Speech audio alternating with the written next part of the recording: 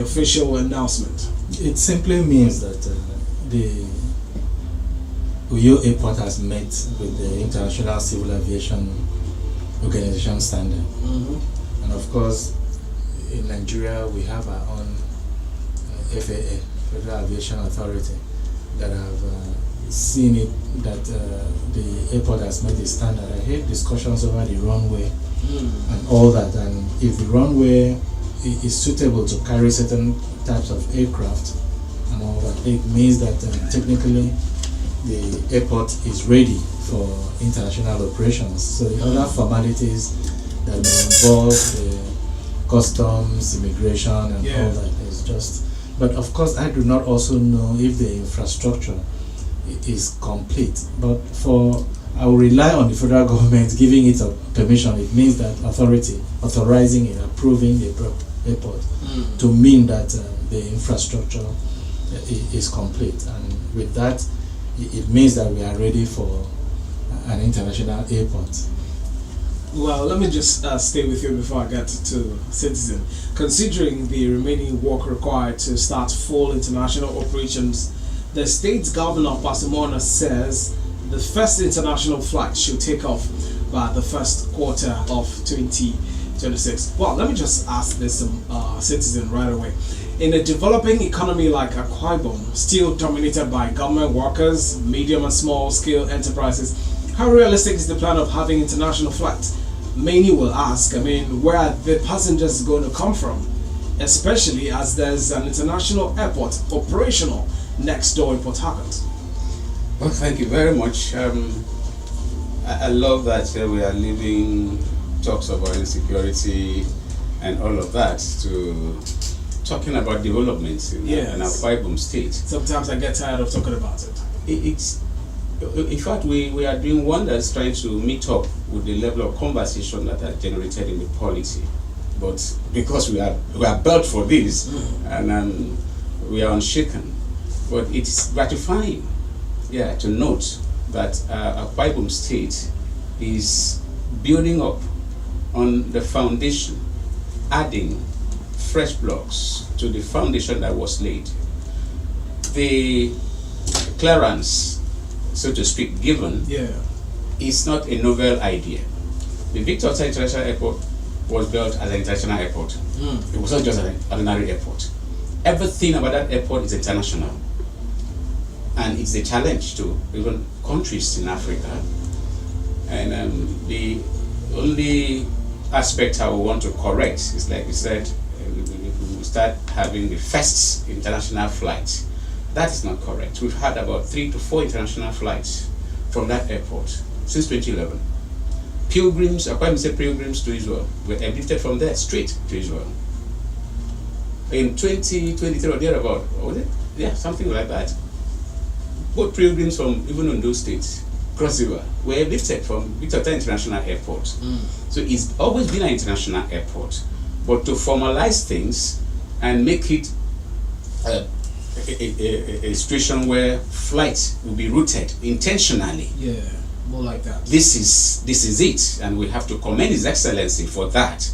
But we must also keep the story very clear so that they don't go and ask our little ones in the school, when did they begin international flight from Akwa Ibom State Victor International Airport, and they will mention 2026. No, it goes far back as 2020, 2011, up to 2023.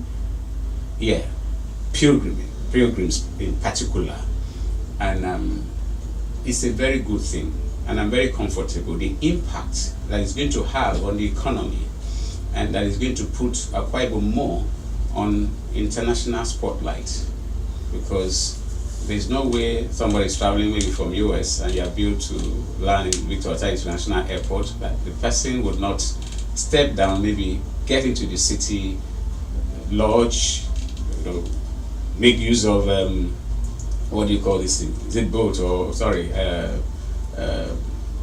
The airport taxis. Okay. And one thing that attracts people so much, and people talk about outside here, is the food, the cuisines, Akwa Ibom cuisines. So we are going to be on global stage, and it's going to rub off very positively on the state. So it's quite commendable that His Excellency has formalized this, and let's just believe that it's going to come out as proposed. Port Harcourt is far.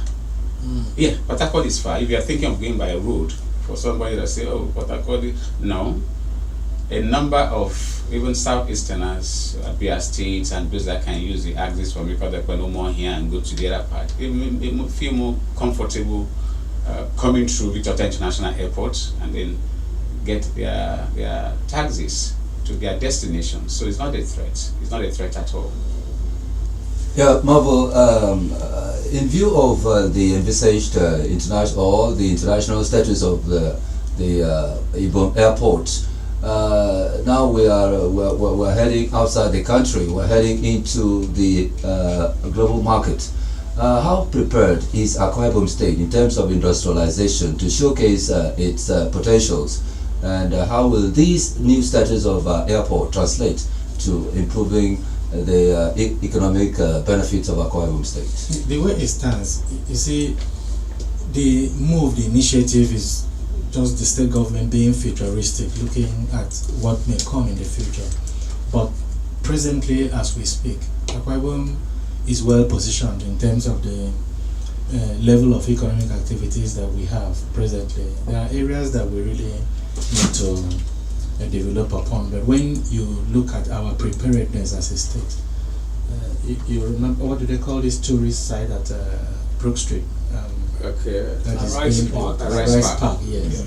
So that's a very strategic development in Akwa Ibom State that would attract tourists, that would attract visitors from all over the world.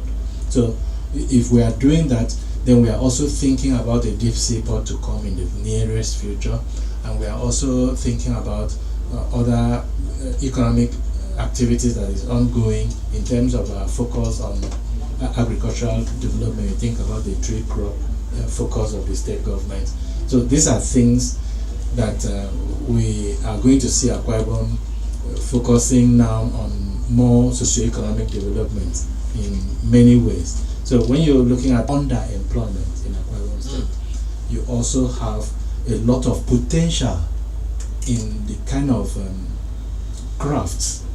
When you think about what is going to be Raffia City, the potential of the Raffia City, you think about the enormous land that we can use for agricultural activities, that we can investment opportunities in Akwa Ibom State. A lot of things in Akwa Ibom State. So when you look at that, and you also look at what is going on presently, you see that there is room for a lot of improvement in terms of us being able to stimulate the small and medium enterprises, even the nano businesses, if we are able to do more in that direction, so such that when a higher economic activities like this is planned and is coming up, we are also finding ourselves ready to capitalize on it and catapult ourselves. And again, we need to also talk about the mindset of our people as this is going on. You know, the state government just released a budget of over $1 trillion.